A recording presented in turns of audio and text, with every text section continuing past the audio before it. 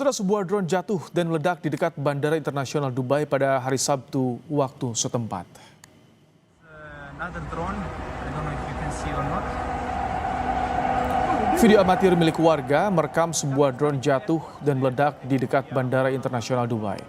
Ledakan terjadi di samping area concourse A bandara. Belum jelas seberapa besar kerusakan yang ditimbulkan, meskipun cukup dekat untuk menghancurkan jendela bandara. Belum bisa dipastikan drone berasal dari negara mana.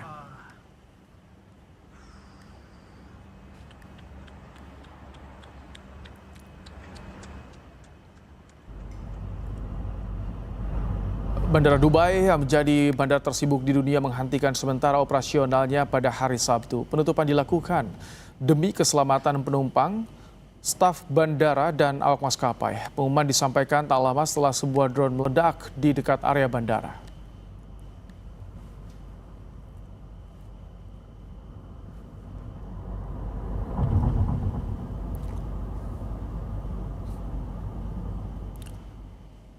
Saudara, Israel membombardir sisi selatan Beirut, Lebanon pada Jumat waktu setempat. Israel menargetkan pusat komando dan penyimpanan senjata milik Hizbullah.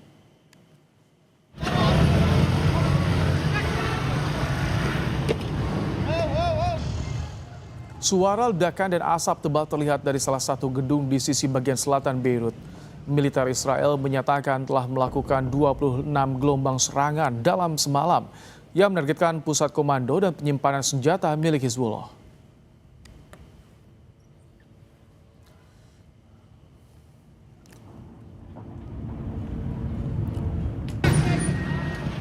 Saudara, rudal-rudal Iran terlihat melintasi wilayah udara Israel dan tepi barat. Beberapa rudal berhasil menembus sistem pertahanan Israel.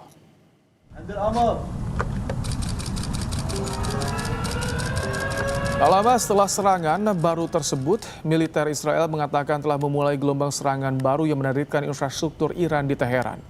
Israel juga melancarkan serangan baru ke Lebanon dan mengincar lokasi kelompok Hizbullah.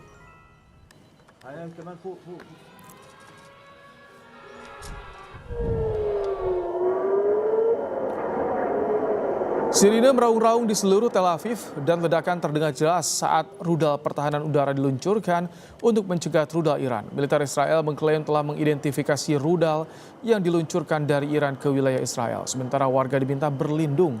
Serangan ini menambah eskalasi konflik antara Iran dan Israel yang terus meningkat dalam beberapa hari terakhir.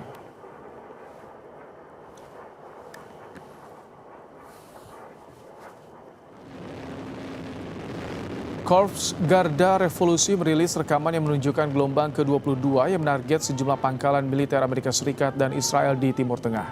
Garda Revolusi Iran tersebut menyebut serangan terbaru ini melibatkan rudal balistik dan rudal supersonik Fatah dan Heibar. Ketegangan meningkat di Timur Tengah setelah Amerika Serikat dan Israel melancarkan operasi militer gabungan terhadap Iran pada Sabtu pekan lalu. Teheran menanggapinya dengan serangan terhadap aset Israel dan Amerika Serikat di kawasan tersebut. Ledakan terjadi di berbagai negara di wilayah Teluk.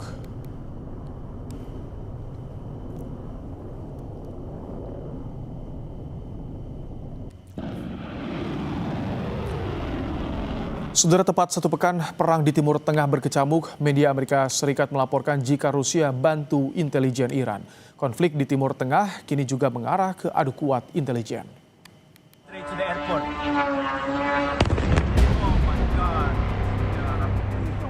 Sepekan berkecamuk, perang di Timur Tengah yang melibatkan Amerika Serikat, Israel dan Iran mulai menyeret negara-negara yang dituduh terafiliasi masing-masing kubu. Yang terbaru, Rusia dilaporkan memberikan informasi intelijen kepada Iran untuk membantu Teheran menyerang militer Amerika Serikat di Timur Tengah.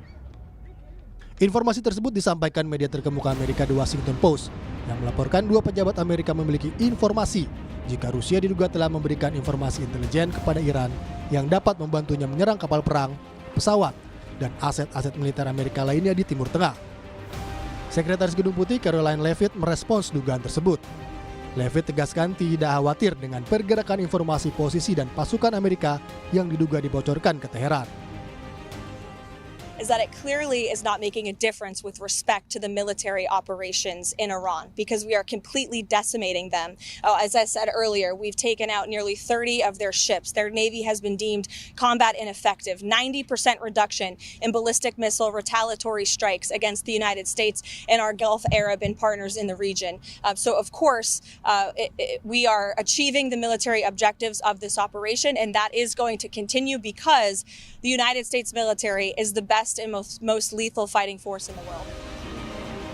Presiden Amerika Serikat Donald Trump juga menegaskan jika Amerika telah menghancurkan Iran.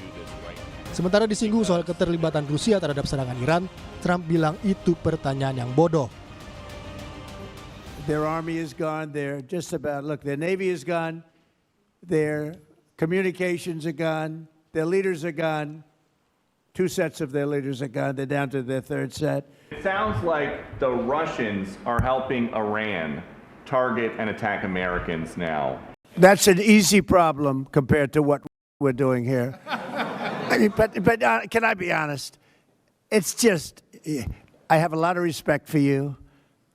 You've always been very nice to me. What a stupid question that is to be asking at this time. We're talking about something else. Can we keep this maybe a little bit? Go ahead, please.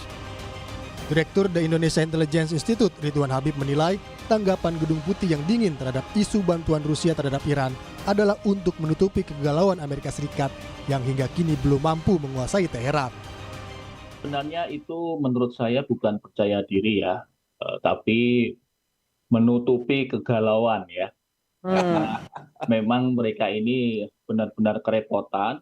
Asesmen dari CIA dan intelijen Mossad berharap setelah wafatnya Syahid Ayatullah Ali Khamenei, mereka bisa langsung menggulingkan pemerintahan dan menguasai Iran.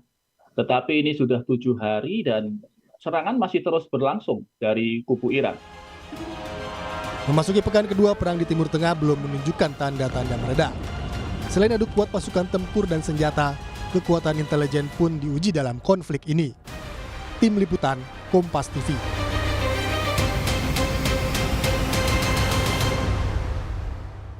Membahas soal perang di Timur Tengah yang kini mulai mencuat adu kuat intelijen, kita sudah bersama dengan Guru Besar Geopolitik Timur Tengah UGM, Siti Mutia Setiawati. Assalamualaikum, selamat malam, Prof. Siti. Waalaikumsalam warahmatullahi wabarakatuh. Prof, ini perang di Timur Tengah ini sekarang muncul nih. Peran intelijen tak bisa dihindari, tampaknya. Ya, saya bukan ahli intelijen ya, Mas. Jadi kalau perang intelijen itu pasti setiap perang terjadi itu pasti ada tindakan intelijen sebelumnya, itu sudah pasti ya. Tapi tadi kayaknya ada yang ahli intelijen, saya bukan ahli intelijen, Mas. Jadi saya hanya menduga-duga saja bahwa ya.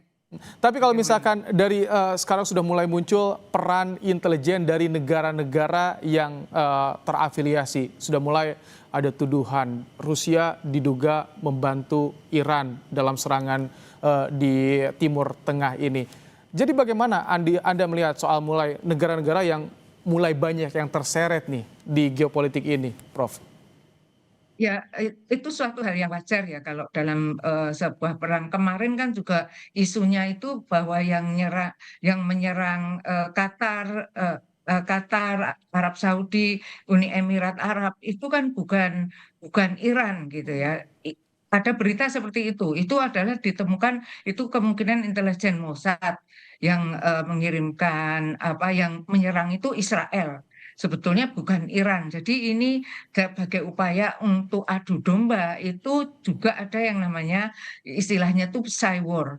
Bukan war yang sesungguhnya, tetapi ini bisa kemudian menumbuhkan war yang sesungguhnya. Yang pertama itu tadi, bahwa yang menyerang 3 negara itu bukan Iran, ternyata Israel. Jadi Israel itu juga, saya kalau dikatakan apakah itu benar gitu.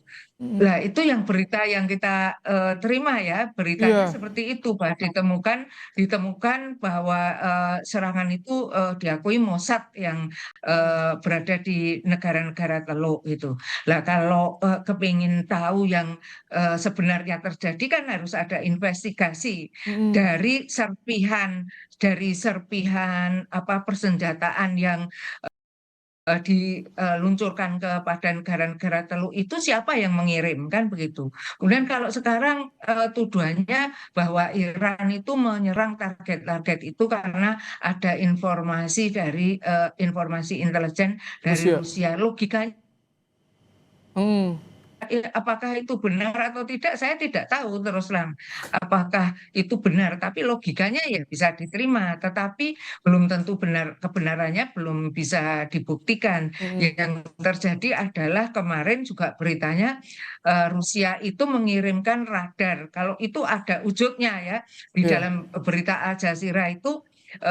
Kemudian yang memudahkan Iran itu kalau akan bisa mengantisipasi serangan yang diluncurkan oleh Israel dan Amerika gitu ya. Oke. Jadi itu yang saya terima, itu saya terima kebenarannya karena ada buktinya. Tapi kalau intelijen itu kan sesuatu yang tidak kelihatan Iya. dan harus Prof, dibutuhkan investigasi apakah betul. ya, Biasanya. Ya.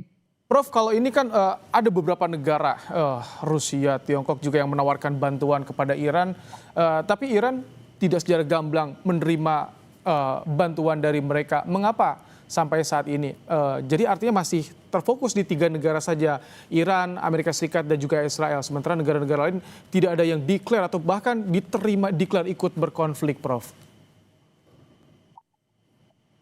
Ya kalau sebetulnya Teluk itu negaranya satu wilayah ya. Teluk itu kalau secara geopolitik kan dia diikat oleh yang namanya Teluk Arab atau Teluk Parsi kalau versi Iran. Itu kan yang Teluk bagian timur itu kan Iran dan Irak. Yang Iran tuh mayoritas Syiah ya, yang kemudian Arab Saudi dan sekitarnya itu itu Sunni Arab ya, ini Syiah dan Parsi. Jadi kalau mereka ini wait and see sepertinya ya, belum ada yang menganggap terdesak untuk segera membantu Iran gitu. Jadi ini juga tantangan bagi organisasi OKI atau Organisasi Kerjasama Islam, bagaimana di antara anggotanya ini kok ada ketegangan. Yang ketegangan ini sebetulnya karena ada faktor asing ya, dalam hal ini adalah faktor asing itu adalah Amerika Serikat dan Israel. Kalau mengapa negara-negara Teluk tidak memberikan reaksinya mendukung kepada mendukung Iran, karena mereka memang sudah sangat tergantung pada Amerika ya.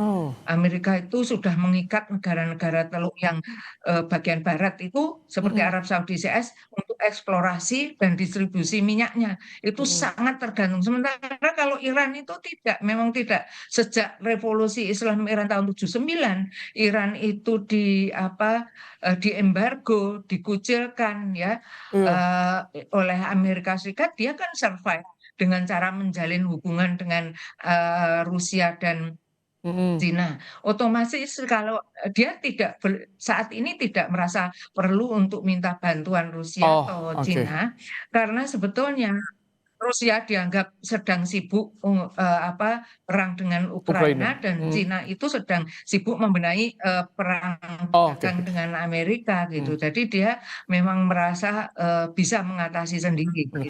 Prof, kalau tadi Anda sampaikan di negara Teluk mayoritas masih wait and see. Ini kalau kita kemarin mengutip dari pernyataan Prof. Jimli Asidiki bahwa katanya Perdana Menteri Pakistan dan Presiden Prabowo nanti akan ke Teheran. Ini masih untuk sikap Indonesia agar bisa meredakan konflik.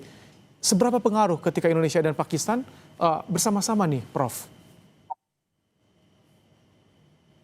Ya, saya tahu teorinya ya, Mas. Tapi kalau mau prakteknya seperti apa, silahkan ya. Tapi teorinya, kalau untuk mengajak berunding itu harus dicari momentum yang tepat.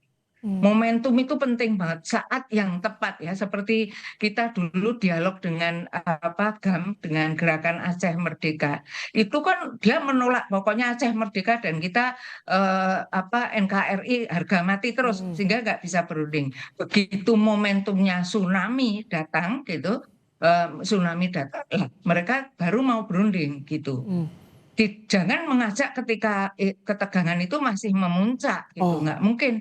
Kayak Iran kan merasa dia diserang Dia diserang dan merasa sekarang ini belum terdesak untuk give up, untuk menyerah gitu. Jadi kalau kita kemudian tiba-tiba menonjolkan diri untuk menengahi, itu kita bisa tidak welcome ya, mereka tidak akan menyambut baik. Ingatlah pada waktu perang, saya mungkin sudah pernah mengatakan ini di media lain ya, ketika Pak Presiden Jokowi berusaha menengahi Zelensky dan Putin dengan cara mengunjungi supaya jangan terjadi perang. Mereka sudah dalam puncak mau perang, ya akhirnya kita juga merasa sayang presiden kita dicuekin gitu ya oleh dua belah yang mau didamaikan ini. Sama nanti kita. Jadi itu yang pertama harus dipertimbangkan. Momentumnya itu belum tepat gitu. Tidak ada momentum yang masuk. Kedua, kita itu sudah tidak netral lagi gitu ya.